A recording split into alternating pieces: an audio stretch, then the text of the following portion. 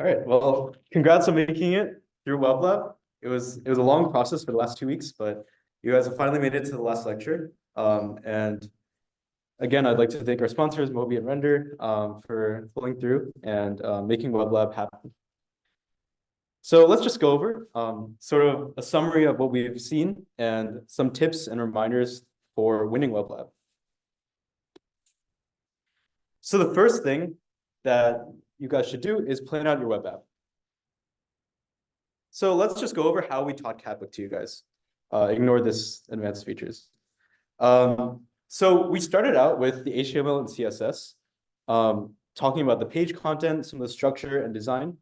And then we moved on to sort of like the client-side JavaScript, which made our website move. So sort of the interactivity and API calls. And then after that, we moved on to sort of the server-side Node and Express JavaScript. So we created routes using a router, and we served some pages.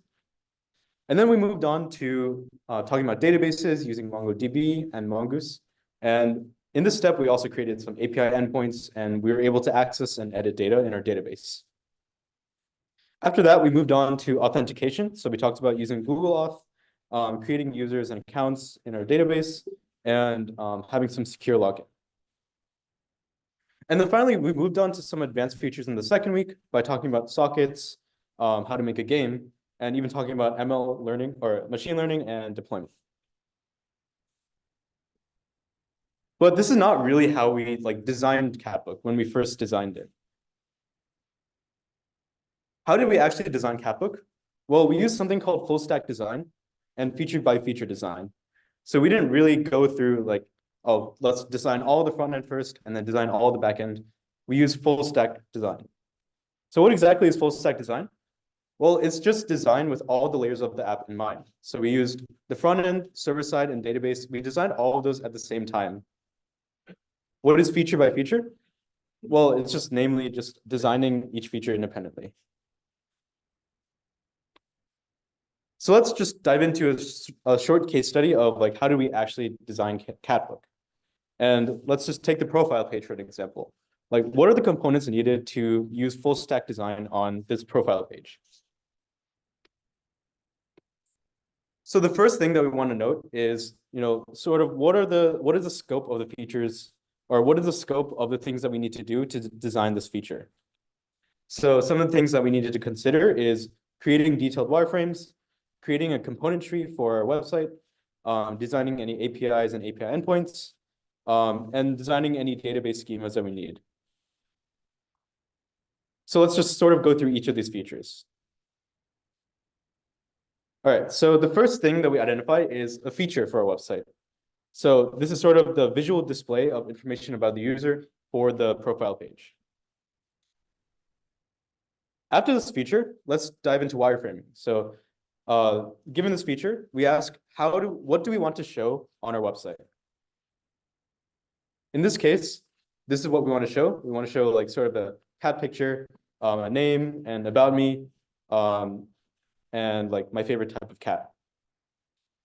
So let's say we designed this in Figma. This is our wireframe. And let's write some to-dos for ourselves. So to-do, suppose we want to design this website in Figma, and then we also want to figure out where the redirects are. Another tenet of full stack design is the front end. So given the same feature, we ask, how do we translate this into front end? And in this case, we're using React. So the same profile page, but in this case, some of the to-dos you might need are creating the profile CSS page or profile CSS file and the profile JavaScript file. And those will allow us to actually translate our wireframe into front end.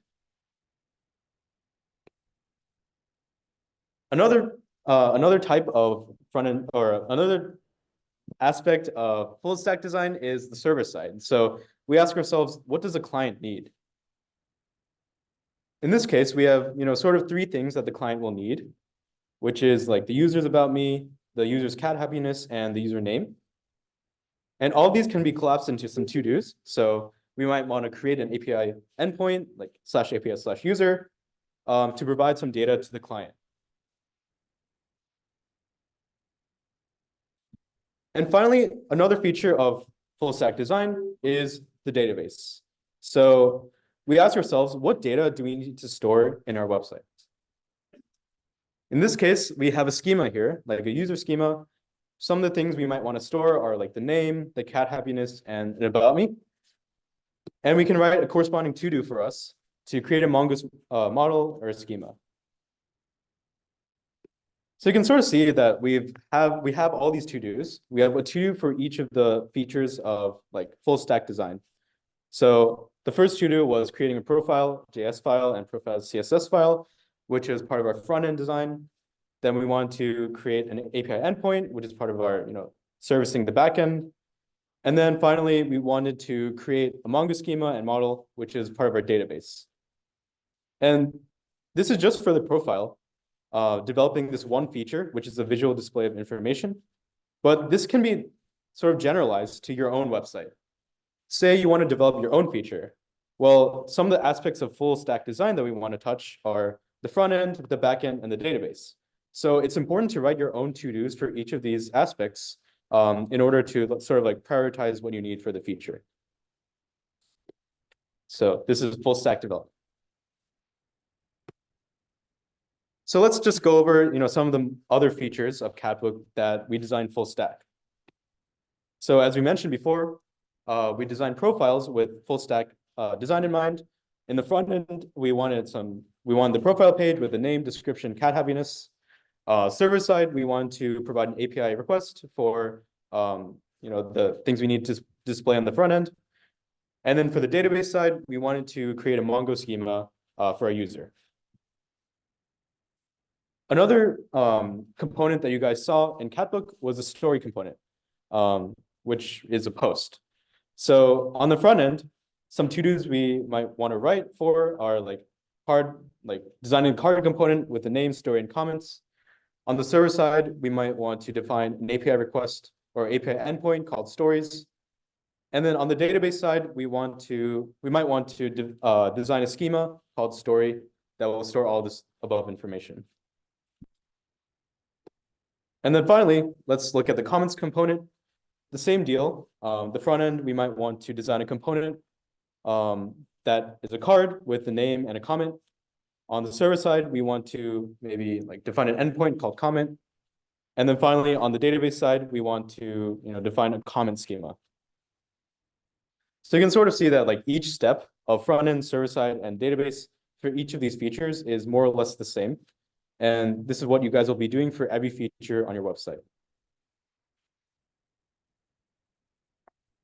So general tip is that planning ahead will help you stay organized and improve productivity. And soon you'll go from something like this, a messy wireframe, something like this, to a finished product like this. So another important aspect of design is to keep your plan updated. Your plan should serve as good documentation and a method of communication between your team. And as your team makes decisions, your plan should really reflect this, or else your team might end up on a different page from each other. And this sort of leads into why it's important to communicate with your team. Some people in the past have used Slack. Personally, I use Messenger a lot. You can also use Discord or Carrier Pigeon, up to you. Whatever method you want to use to communicate with your team. Another important thing to do is to divide up the work between your team members. Some people or some teams decide to divide work by the front end and the back end. If one of your team members is really into designing the server, doing a lot of logic on the server, but another teammate is really into styling the web page and CSS, you might want to just divide up your work like that. On the other hand, if a lot of you are not experienced and you just want to touch all aspects of your website, you can focus on developing feature by feature, sort of grouping team members into designing one feature, and so on. So say team members 1 and 2 might develop feature 1, team members 2 and 3 might develop feature 2, and team members 1 and 3 might develop feature 3. Another piece of advice is to focus on that one killer feature. In general, quality is better than quantity. You don't want to have like a bunch of bad features on your website, just to have them, displayed and like not consistent and not nice for the user to see. So let's look at some real world examples of this. So for example, I think a lot of you have played the game Jackbox. The one killer feature of Jackbox is that you can join social game lobbies from any browser and there's no install required. So sort of the activation energy of playing Jackbox with your friends is not that high. And this is sort of a big reason why Jackbox was successful. Another game that you guys might have played in the past is Magikarp Jump. So the one killer feature of this game is to raise your Magikarp to jump higher than everyone else's. So this one feature kind of carried the game and made it the way it is. Another thing you guys should do is use your team's strength. So don't try to develop a website that you guys are not passionate about or that you guys don't really have that much investment in. One real world example is Hollow Knight. So some of you might have played this game. It's an indie game, and basically Team Cherry, which is a team of 3 artists originally, they made a beautiful hand-drawn game by using their art skills. And really the art style of this game is beautiful, and it's because they use their strengths to develop this one game. Okay, another piece of advice is to test. So here's how you might think testing should go. Let's say you developed your website. Maybe you developed a feature on your website and you're asking a friend, like, what do you think you're supposed to do? You say, try to make a Magikarp jump. You say, were you able to do it? Was that confusing? What stood out? What did you like? Were there any bugs? And your friend says, when did I ask? So when you're testing, it's important to, sort of leave your friend alone or leave the tester alone. Once you develop a feature, maybe deploy it on your website or give your friend your computer and leave them alone for a bit and see how, observe how they interact with the website, how intuitive it is for them to use your website, sort of some of the bugs that might show up on your website, and leave them alone for a while and see how that plays out. So you want to build, test, polish, and repeat with each of your features on your website.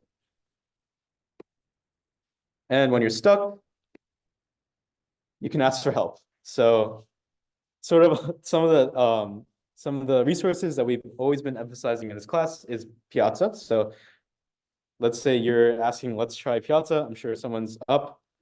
Enrique answers, yeah, what's up at 5:45 a.m. You can also go to office hours, or you can go to the hackathon tonight at 7 p.m. in 32082. You can also join online. And there'll be food and drinks.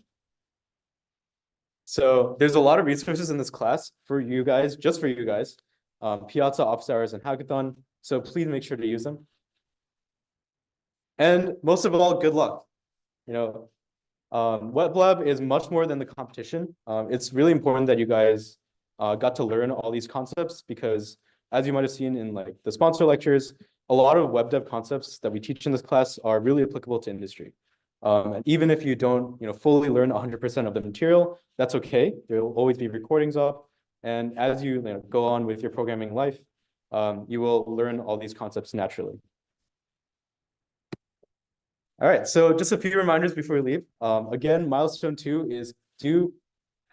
Yeah, I guess we have more reminders. So milestone 2, which is the MVP, is due this coming Wednesday, January 24th at 6 p.m. sharp. All milestones are required to complete the class and compete in the competition. So please don't leave this until the last minute. You can see the short link here, weblab.is/milestone2, in order to access the Google form where you'll be submitting. There's also going to be a hackathon tonight in 32082, the usual office hours room at 7 p.m. to 1 a.m. All the staff will be there, and there'll be food and drinks, and it'll be fun. So please come.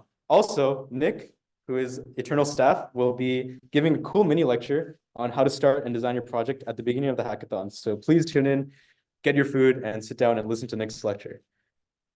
And finally, if Abby wants to take over for the last announcement. Please fill out your subject emails. They open on Monday and then they close this up to like Friday. So you have to do them sometime next week. If you could like pull out your calendar and just block off like 15 minutes time, just be like, do the subject email. You can screenshot the page where you like complete the subject emails and show it to us, and I will give you a special sticker as a token of my appreciation. I decided this morning.